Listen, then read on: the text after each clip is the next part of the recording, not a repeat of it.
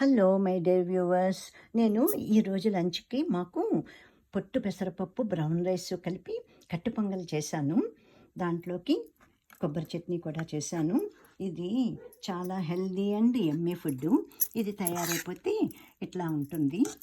మనం 1కి 6 కప్పులు నీళ్లు పోసుకుంటేనే ఇట్లాగ చల్లారాక కూడా ఇలా ఉంటుంది.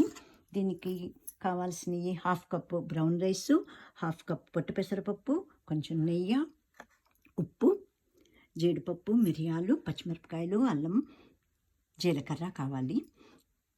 ఫస్ట్ మనం పప్పు బియ్యం కడిగేసి 2 కలిపి 1 కప్పు అవుతాయి కదా, అవి కడిగేసి కుక్కర్లో పెట్టేసుకుని ఇలాంటి స్టీల్ గిన్నెలో పెట్టేసుకుని 6 విజిల్స్ వచ్చేదాకా బాగా మెత్తగా అయిపోవాలి, ఉడకబెట్టేసుకోవాలి. ఉడికిపోయాక దింపేశాక అప్పుడు ఇవన్నీ నేతిలో వేగించేసి దాంట్లో